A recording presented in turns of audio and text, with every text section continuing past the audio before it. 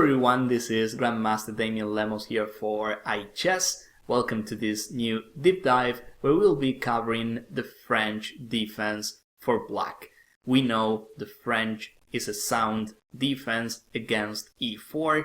Usually it leads to positional lines, but depending on what white plays, sometimes depending on what we play, we can also drive the game to, sharp variations.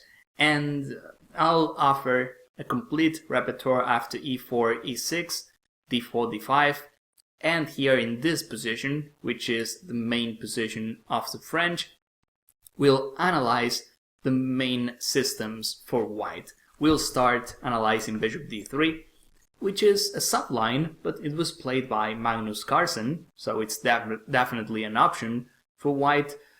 We know white, he can also take on d5, which is also known as this change variation, usually leading to symmetrical positions, but we'll have a lot of chances as black, and we'll also study how to play against this. e5, which is a different system, the advanced variation, where, as I explained in that chapter, after e5, that position has a lot of strategy stuff going on, a lot of strategical ideas. White, he's got more space, but on the other hand, as black, we have a lot of ideas to attack his center, so this is another line. Knight d2, the well-known Tarrasch variation, also knight c3. We'll take a look at everything, and again, we'll have a complete rep to play as black against the French. So I think now it is time for you to watch my work, the videos, and then hopefully you'll find a lot of good ideas to, employ the French successfully in your tournament play. So that is all for this little introduction. I hope you found this useful, and of course I want to see you guys in my deep dive. Thank you. Buying individual chess courses to add to your collection can get expensive, and waiting for the course or video you're looking for to go on sale can take weeks or even months. So, what's a chess enthusiast to do? Introducing the iChess Club, an exclusive community of chess enthusiasts that enjoy a wild range of benefits, including a permanent 40% discount on virtually all chess courses on our shop. Yes, 40% on all items anytime. But wait, there's more. For those of you who like physical DVDs, we offer unlimited free shipping on all items, anywhere in the world, anytime. You'll also get access to the entire iChess.club library, where we post over a dozen exclusive new videos every month. Our lineup of presenters is of much higher quality than anything you can find on YouTube, with exclusive videos by Simon Williams, Damian Lemos, Valerie Lilov, Brian Smith, Eric Rosen you can't find anywhere else, and even private appearances by world's top grandmasters such as Anatoly Karpov, Judith Polgar, Susan Polgar, and more. There are dozens of other benefits as well, such as an additional 5% off all items already on sale, a free 30-minute preview of every single product in our shop, and the ability to purchase items at the sale price up to 30 days after the sale has ended. There are so many benefits we can't possibly list them all in this video. So, join the iChess Club community today and start saving. Joining is easy and you can cancel at any time. So, what are you waiting for? Sign up today. Alright, so we start analyzing the French, and the first variation we'll take a look at is the bishop d3 line. This happens after e4, e6, d4, black plays with d5, and here white plays bishop to d3. We know this is not the main line. We know white, he can play knight d2, knight c3, he can play e5, he can also take, which is this change variation, but first we'll see bishop to d3, which is a subline, but I've seen this being played from time to time. It is played by strong players. I think white players, they want to catch black unprepared opponents. And bishop d3 is not as simple, as it looks like. We need to play precise moves as black to take the initiative, or let us say just to equalize. Remember that when we are playing black, unfortunately for us, we need to equalize first, and then we can think about playing for the advantage. So after bishop d3, the move I like is taking on e4, and this makes a lot of sense because he just moved the bishop to d3. He's going to waste another tempo taking on e4. He's going to move the bishop twice, and it is important for us to play something like this, or maybe c5. I also like this move since he hasn't moved a knight towards the center, so we can just try occupying the center with c5. A move I wouldn't play is knight f6, because then he can play e5. We might transpose into something else, maybe a Tarrasch variation, but usually white, we need to wait till his knight is on f3. And how should I explain this? We need to wait till his knight is on f3 to play knight f6. And I think the best example is the Tarrasch variation. If white plays knight d2, well, here knight f6 is a main line, but usually we need to wait till white plays knight f3, because then he cannot play f4 later.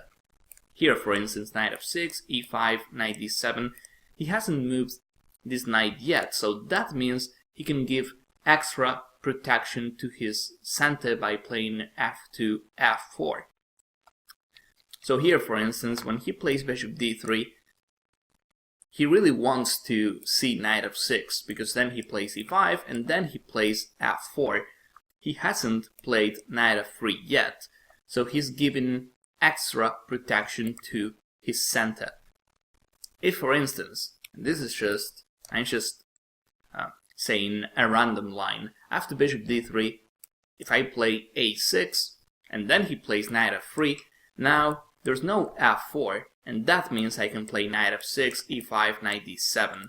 White doesn't have the f4 idea, thus there's no extra protection for the e5 pawn. Hopefully I found the way to explain this. The French is very complex, and I'm not saying knight f6 shouldn't be played. It depends on the situation, but you have to know that white, when he plays waiting moves, when he doesn't move this knight g1, it's because he wants to play f4 in the future. But okay, after bishop d3, we are going to take on e4, so we won't use this concept in this line. The e5 f4 concept, we won't see it, because we'll just take on e4. White takes on e4, obviously, and now I like the simple knight f6. Now we do play knight f6, we're attacking the bishop on e4, and white usually plays bishop to f3.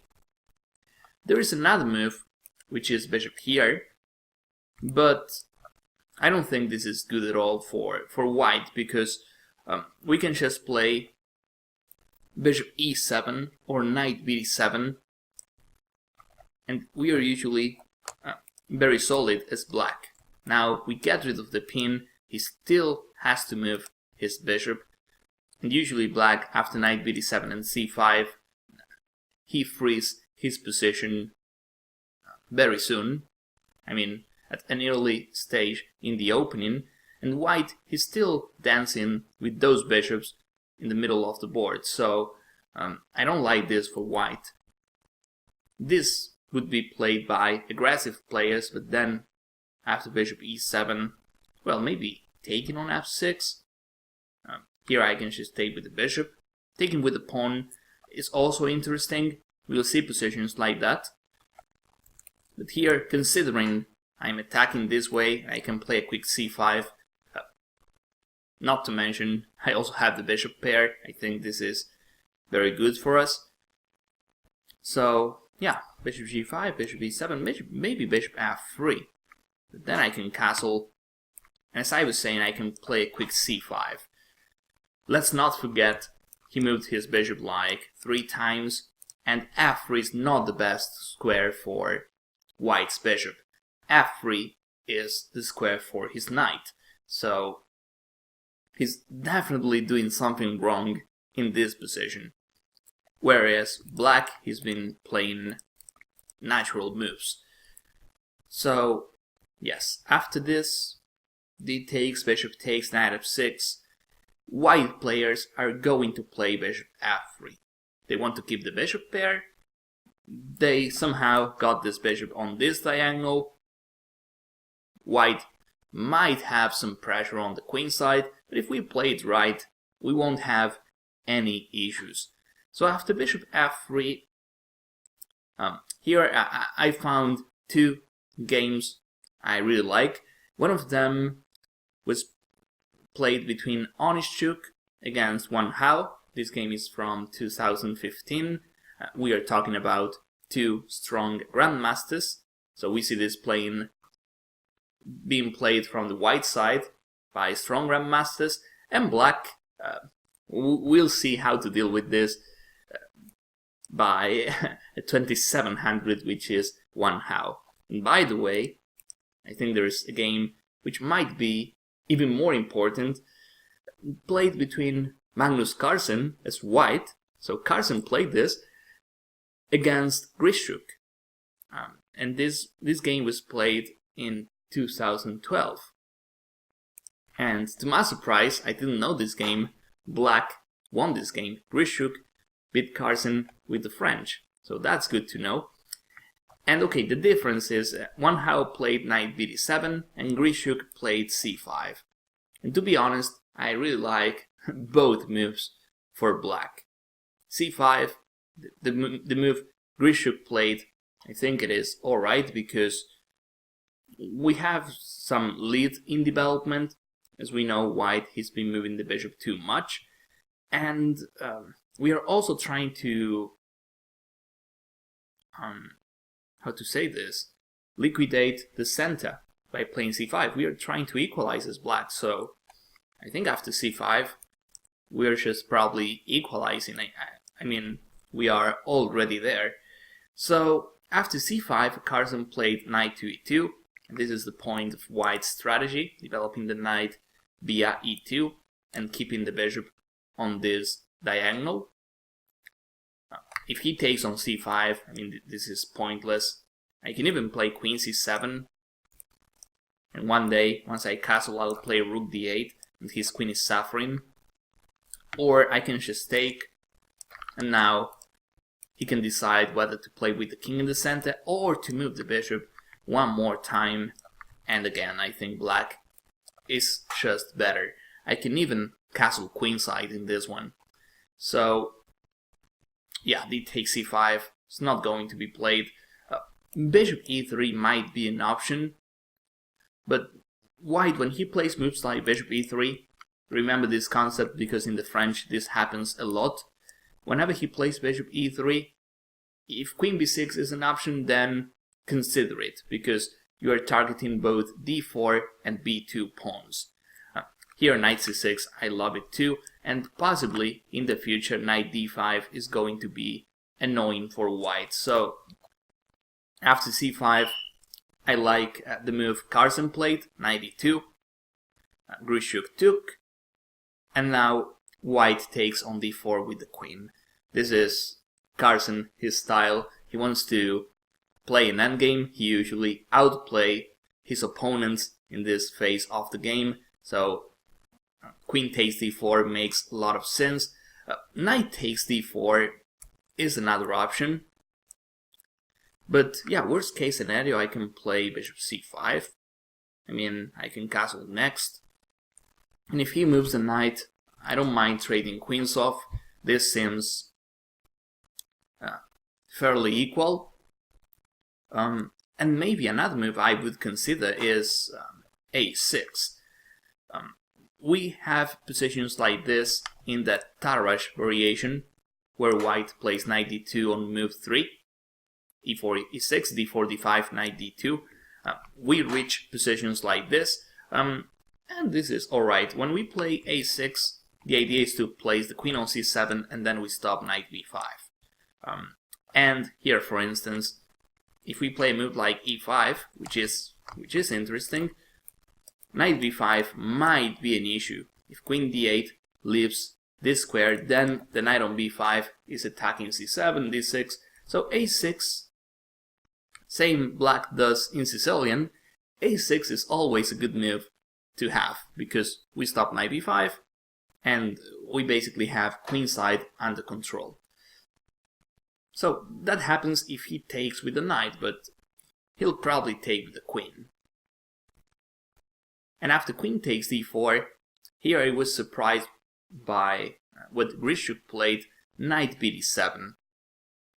The engine doesn't like this move much, but to be honest, I do. The engine gives knight fd7, which, I mean, I'm having a tough time believing this is good for black. I mean, I guess that computer wants to play knight c6, but at some point this knight has to go back to the king side.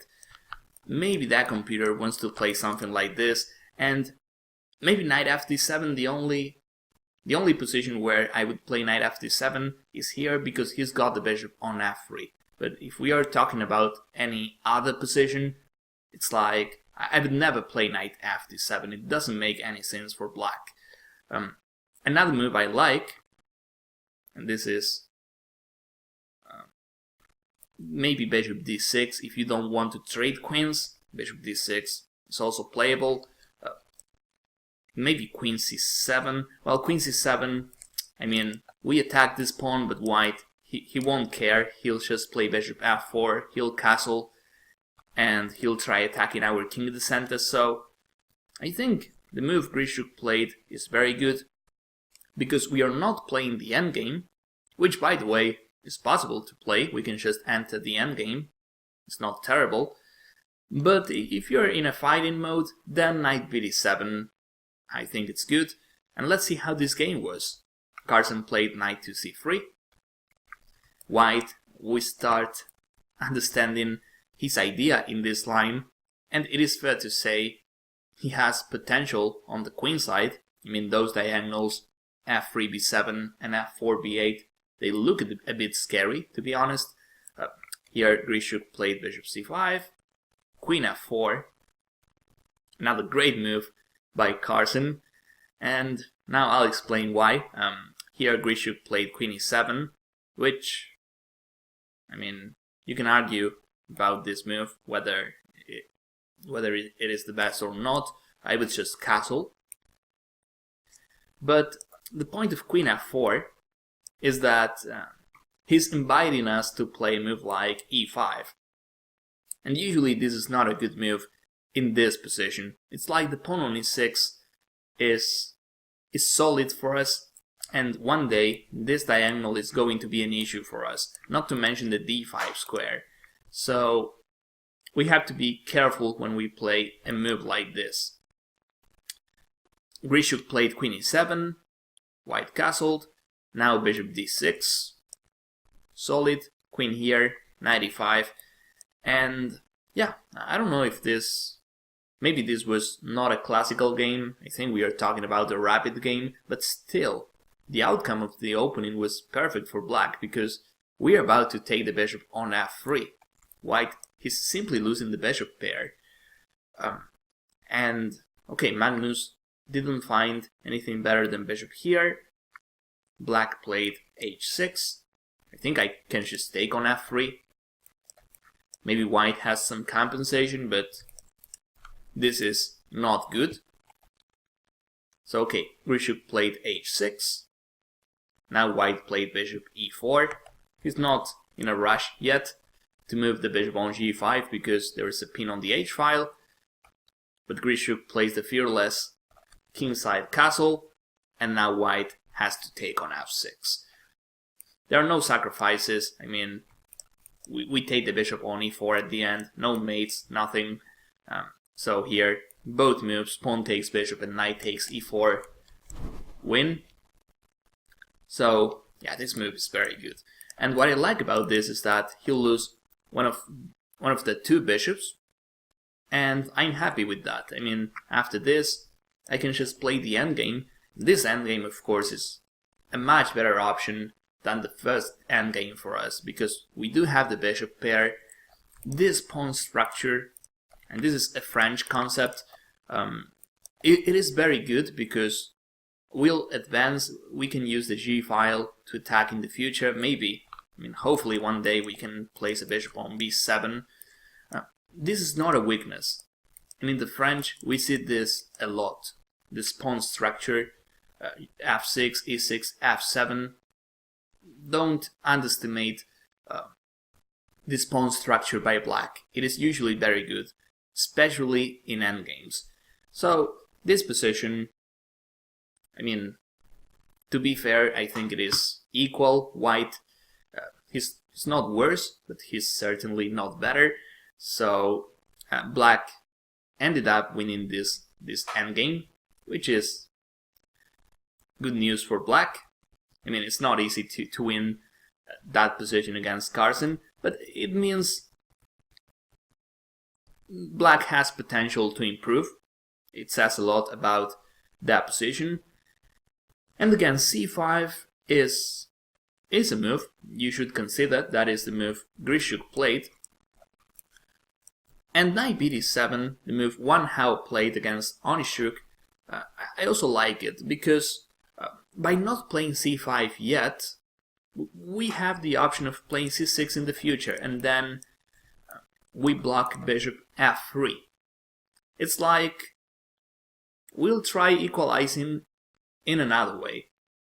It's like c5 is not binding, and if you take a look at that position we were analyzing of Carson Grischuk, maybe Carson made some mistakes here, but you get the feeling that if he plays precise moves, he might have a slight edge.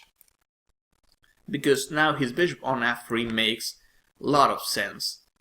So, knight bd7 after bishop f3, I think it's like, well, I don't want to say it is the best move, but it is the most flexible move for black. And if we want to play c5, we can even transpose later by playing c5. The thing is, the knight on d7, we know it's good there, and we might have the chance of playing e5 in the future. So, okay, white played knight to e2, and here black plays with e5. This is a different approach. And if we play with e5, that means we'll end up playing with c6. And then we make sure bishop f3 is not putting pressure on the queen side. It is a different structure. What we are analyzing now has nothing to do with the previous game we saw.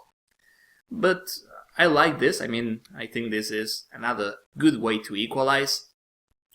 Maybe it is more comfortable for us because we don't allow white any queenside counterplay. So after e5, white played knight bc3. If he takes, well, then this is awesome for us. We can just take.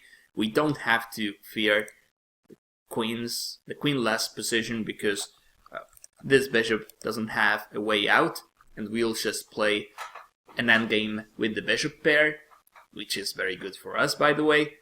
And since there are no queens on board, our king on d8 is not at risk. So this is very good for us.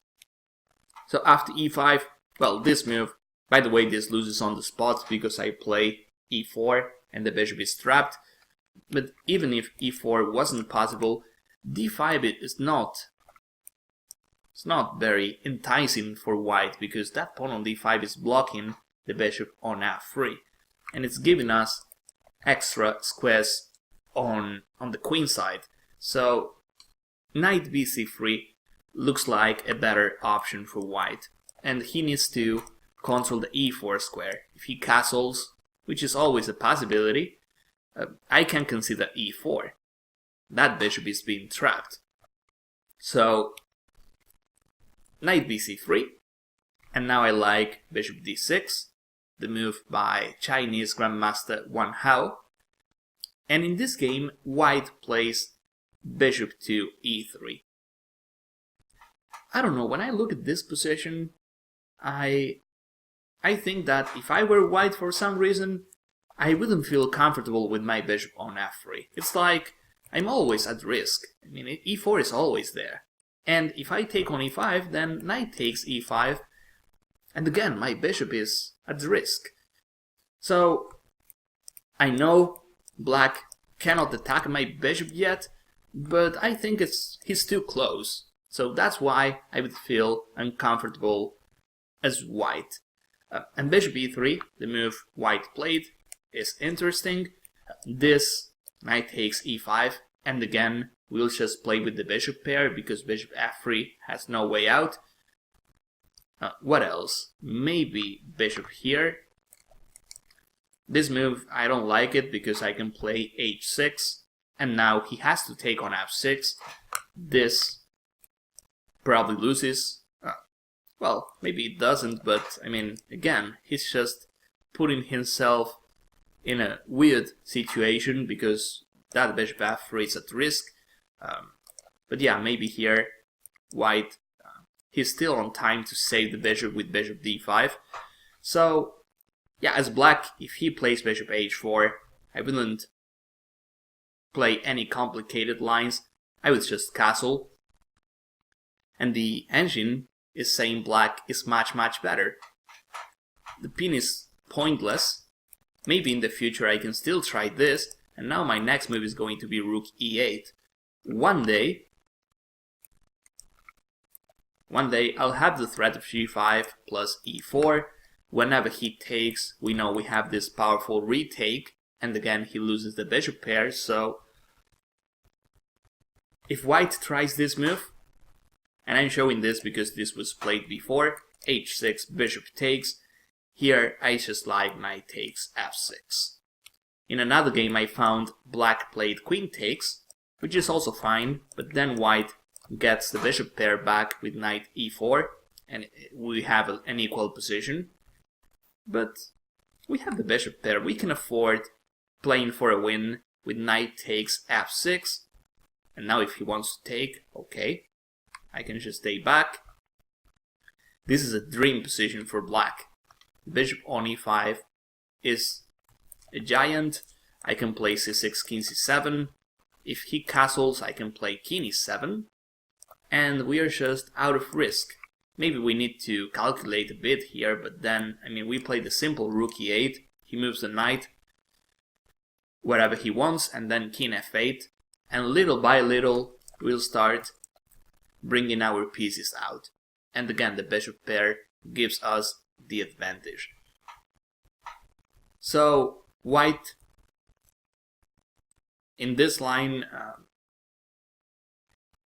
he plays, as I was saying, bishop e3. And I wonder why he doesn't castle.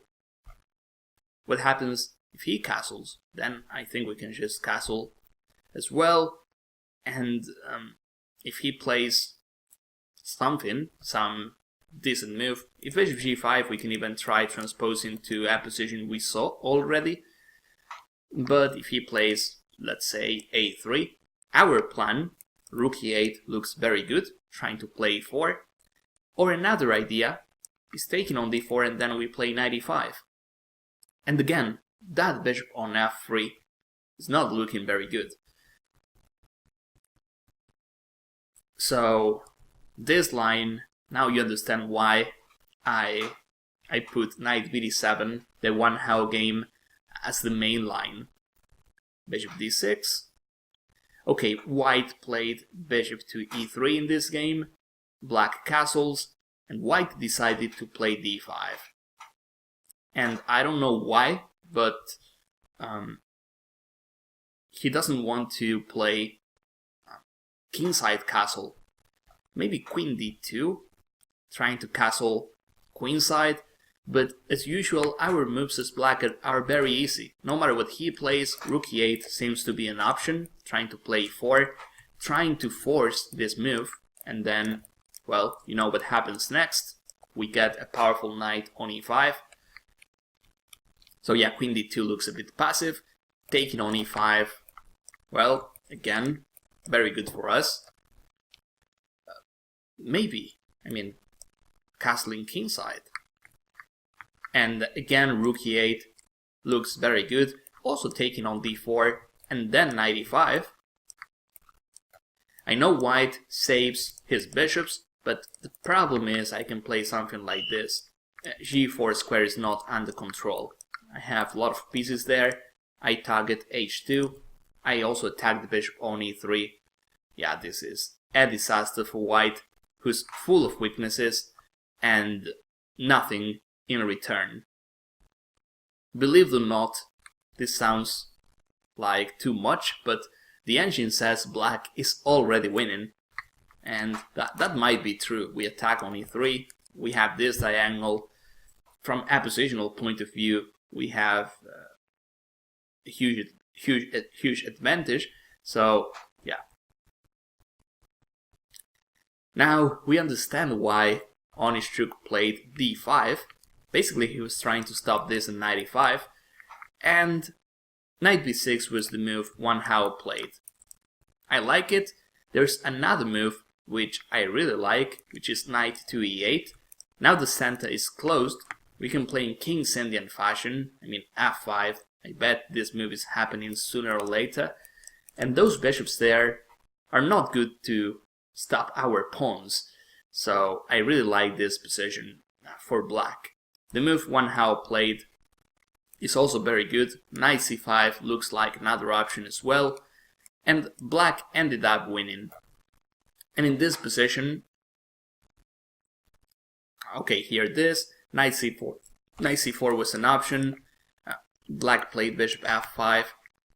But just to summarize, here black has some initiative and some advantage already. You can check the entire game because it is instructive to learn chess in general, but opening wise, I think black got a much better position. So that is the reason why I like knight bd7. And again, when we play this, we can still play c5 later if we want, but here we can choose whether to play c5 or e5, and that is the reason why I chose knight bd7 as the main move in our repertoire.